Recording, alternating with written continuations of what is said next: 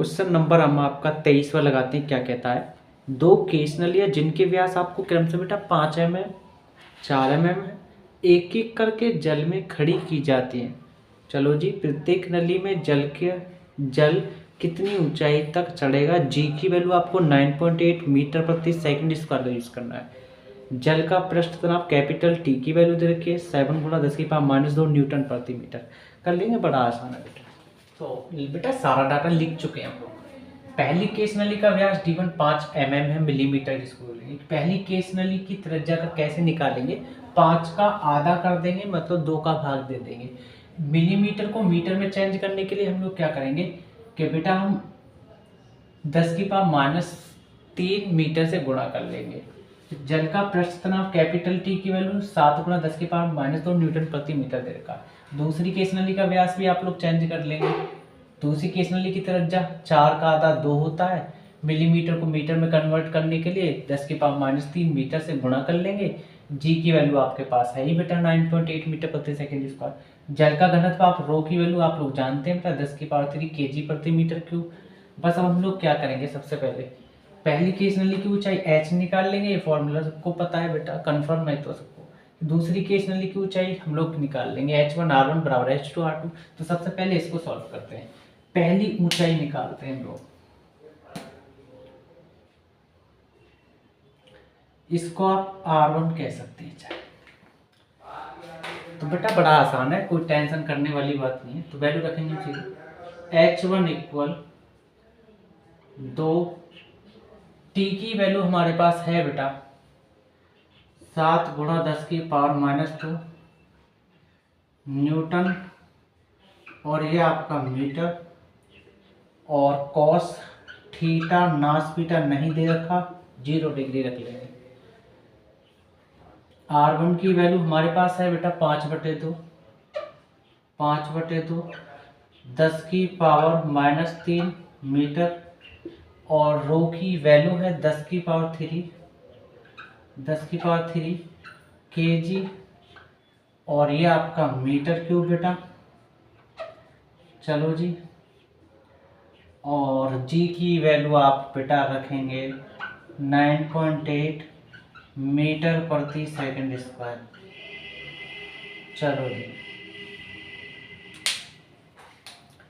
Point हटाओ, है ना, और नीचे 0 लगाओ। तो 5 एकम 5, 5 दूनी 10।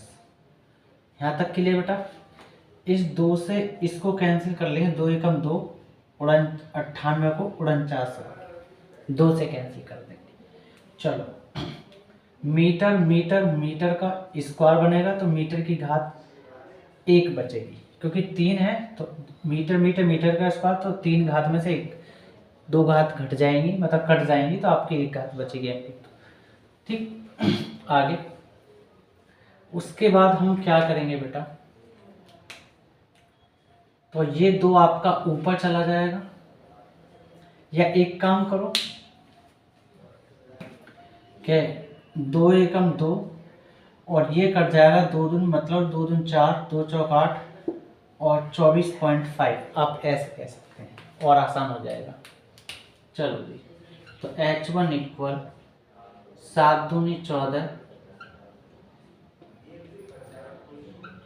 और 10⁻²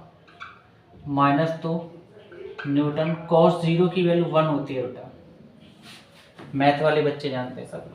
त्रिकोणमिति टेबल में 10⁻³ है, प्लस के 3 खत्म, तो आपका kg मीटर सेकंड स्क्वायर को आप न्यूटन लिख सकते हैं बेटा। चलो, और नीचे आपका बेटा 24.5 भी है, जिसको हम भूलते जा रहे थे। और ये आपका मीटर 1 बचा, क्योंकि 3 थी तो 2 ही तो कटी है, तो 1 मीटर बचा, ये ऊपर चला जाएगा, तो आप यहाँ मीटर लिख सकते हैं।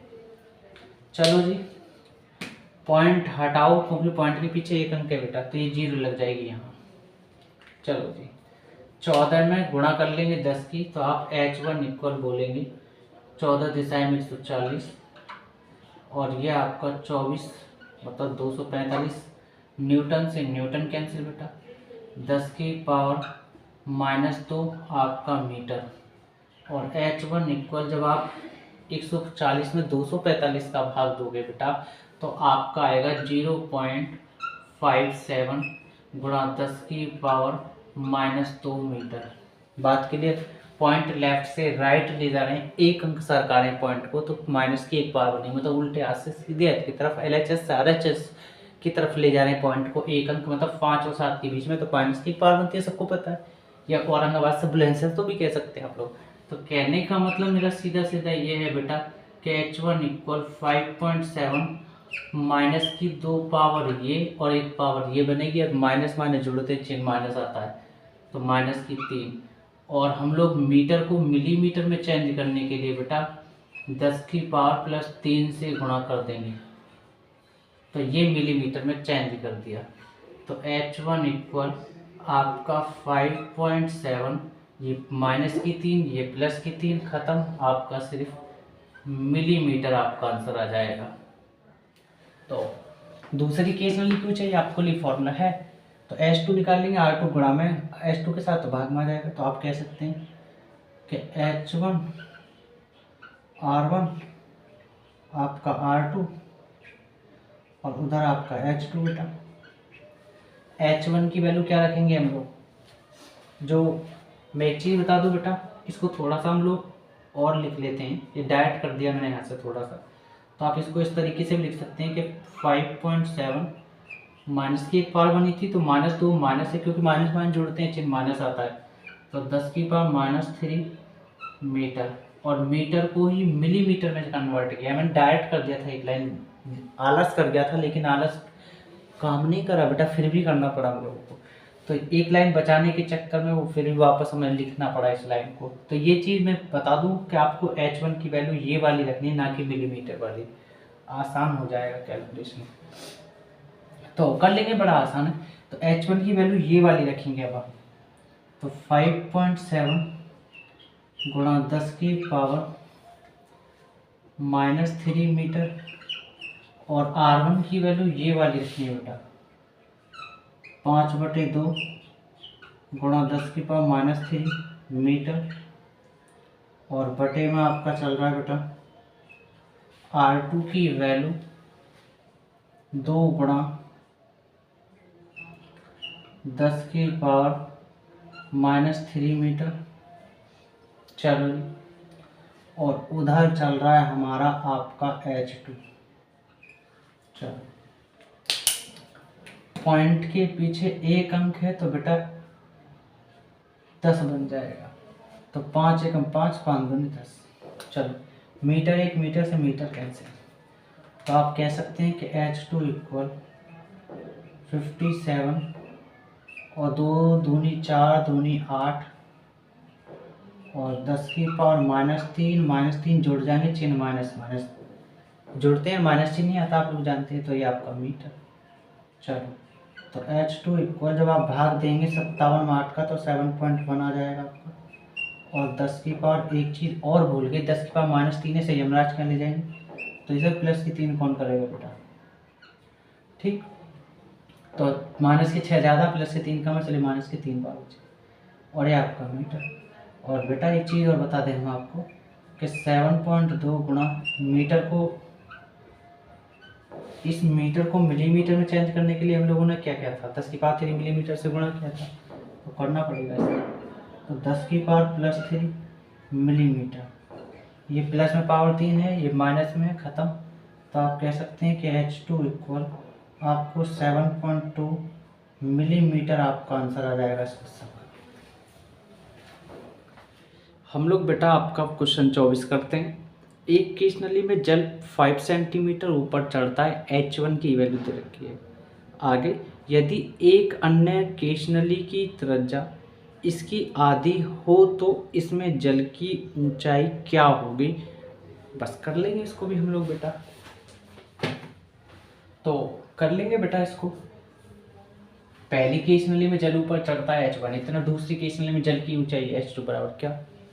अब एक चीज़ आती है कि बेटा हमको ना तो त्रिज्या पता है, तो इसलिए हम लोग क्या करेंगे, माना पहली केस नली की त्रिज्या R1 = R, आसान हो जाएगा बेटा।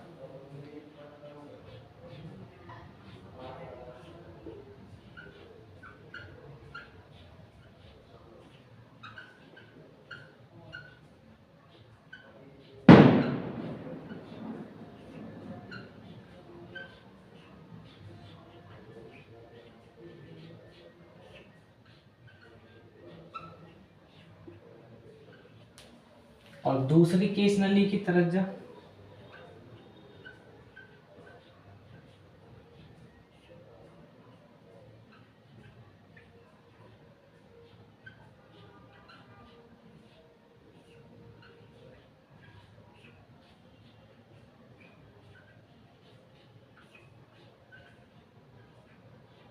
R2 जो है ना, वो पहली वाली केस नली त्रिज्या की जो अन्य नाम दिया गया है, अन्य का मतलब ही पहली केस नली की त्रिज्या जो है ना उसी की आती है बेटा, मतलब 1/2 R।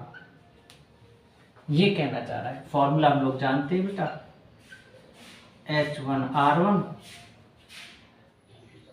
H2R2।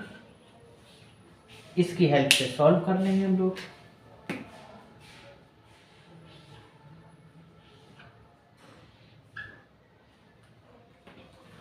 तो R2 गुणा में H2 के साथ भाग में आ जाएगा, तो आप बोलेंगे H1R1 और आपका R2 नीचे आ जाएगा, यह आपका H2। वैल्यू रख देंगे, H1 की जगह 5 सेंटीमीटर, R1 की जगह R है ही ये रहा, और R2 की जगह 1/2 ये आपका R, और इधर हमारा H2 है बेटा। R से R कैंसिल, ये तो ऊपर चला जाएगा, तो आप कह सकते हैं कि H2 इक्वल 5 दूनी 10 सेंटीमीटर, और यही आपका आंसर है। हाँ, तो मुझे उम्मीद है बेटा आपको ये दोनों क्वेश्चन समझ में आए होंगे। अगर आपको आए हैं तो बेटा आप ज़्यादा से ज़्यादा लाइक करें, सब्सक्राइब करें, और ज़्यादा से ज़्यादा मेरी वीडियो को अपने दोस्तों तक, बड़े बहन भाई जो भी छोटे बड़े हैं ना, उनको बताएं चैनल के बारे में, और ज़बरदस्ती सब्सक्राइब भी करवाएं, और उनसे भी बोलें कि वो भी किसी और से सब्सक्राइब करवाएं। और मिलते बेटा हम लोग नेक्स्ट पार्ट में।